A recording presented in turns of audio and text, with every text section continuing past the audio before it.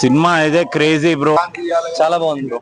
Action sequence అన్ని బాగున్నాయి. Okay background score కూడా చాలా బాగుంది. ఓకే ఇంటర్వెల్ నుంచి క్రేజీ ఓకే వెళ్ళిపోతుంది ఎక్కడికో.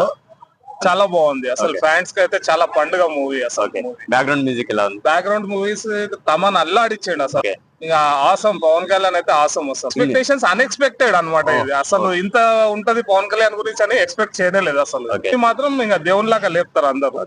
అది కదా రిపీటెడ్ గా చూస్తారు ఫ్యాన్స్ అందరూ. అయితే ఒకసారి కాదు, ఈ రోజు చూసిన వాళ్ళు మళ్ళీ రేపు చూస్తారు, రేపు చూసిన వాళ్ళు ఎల్లుండి కూడా చూస్తారు. దసరా మొత్తం కంప్లీట్ దీని మీదే గడిచిపోతుంది.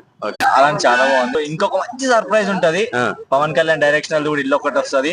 అసలు బాగుంది అంటారు. చాలా బాగుంది. మళ్ళీ వస్తుంది కాబట్టి ఇంకో మాట మళ్ళీ చూద్దాం, మళ్ళీ కలుద్దాం, మళ్ళీ రివ్యూ ఇస్తాం. Pawan Kalyan one and only action super. Okay family drama మంచిగా తీశారు. ఓకే చాలా బ్యాక్గ్రౌండ్ బాగుంది. బ్యాక్గ్రౌండ్ సూపర్ స్టైలిష్ గా చూపించారు బాగా. ఓకే ఓజీ చాలా బాగుంది. యాక్షన్ సీన్స్ బాగున్నాయి. ఓకే ఇలా ట్రాక్ కూడా బాగుంది. బ్యాక్గ్రౌండ్ మ్యూజిక్ బాగుంది. బ్యాక్గ్రౌండ్ మీద ఇచ్చి పడింది. ఇప్పటి వరకు పవన్ చరిత్రలో పవన్ ఇన్ని సినిమాల్లో టాప్. అసలుకి బద్రీ కాదు, బద్రీని మించిన టాప్ మూవీ. ఓకే ఇప్పటి వరకు నేను అది చూడలేదు. This is the gangster movie. Excellent, super duper hit. Okay ultimate గా ఉంది అంతే. పవన్ కళ్యాణ్ ఎంట్రీ బాగుంది.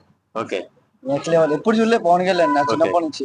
ఓకే వేరే level. Super super super. Second half మాత్రం సూపర్ అంటే సూపర్.